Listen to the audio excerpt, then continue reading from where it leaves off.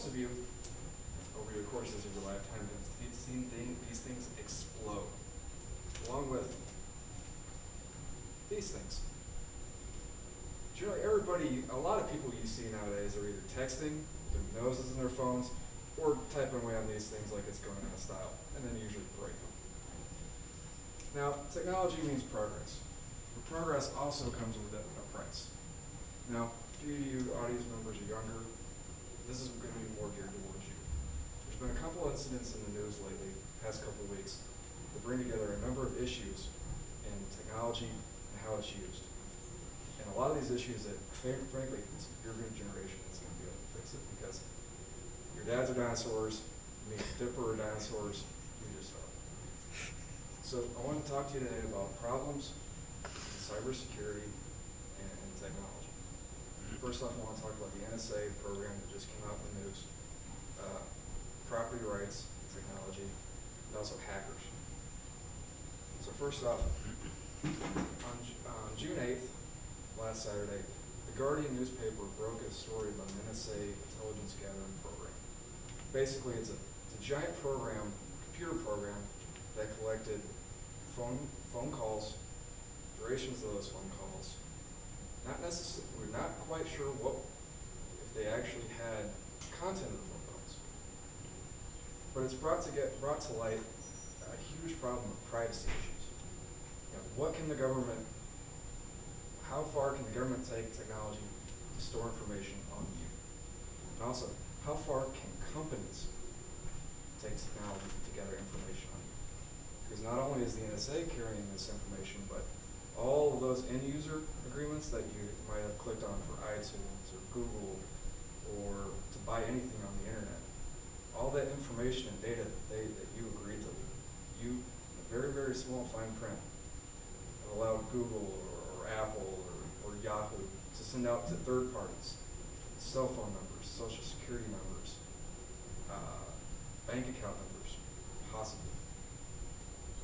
There's a very big issue now with privacy, how much information you're giving out to people. And NSA is just one part of it. The second is property rights. According to the June 5th article for the Associated Press, China is finally backing off, in some cases, over the use of hackers in industrial espionage disputes. Basically, what industrial espionage is if you've ever seen the movie Inception, and the guys are running around trying to steal ideas out of people's heads. Basically, it's the idea of one company, or in this case a government, trying to steal information that is confidential from, if it's industrial, usually another company. China's been known to do this, but also other companies do this. It's a very high-priced business, a lot of cloak and dagger stuff. But we're only just now understanding what hackers and what property rights can be infringed upon with technology. You've probably heard of, finally I want to talk about hackers and their impact. On a January 8th article in the New York Times, Iran was recently caught breaking into U.S. banks. Not guns blazing or any of that, but going in over phone lines, going in over internet connections, freezing people's accounts, messing with bank accounts, messing with personal information in banks. They hit dozens of these things within a matter of hours. This was a state-sponsored act of terrorism that didn't get a lot of publicity except for a few articles, because no one knew what was happening until it was almost over.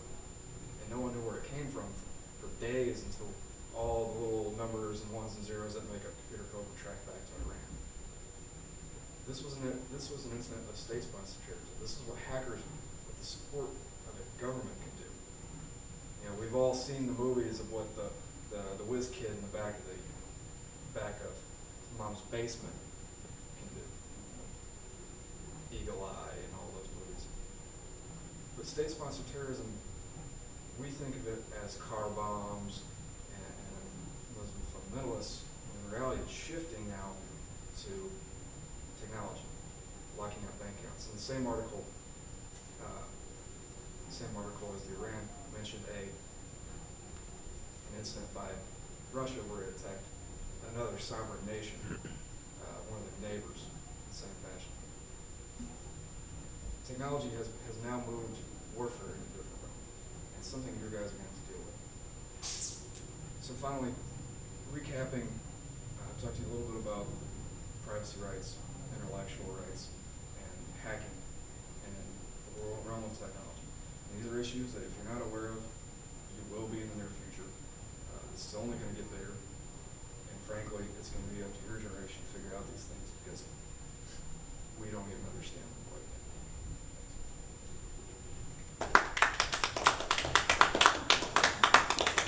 And thank you very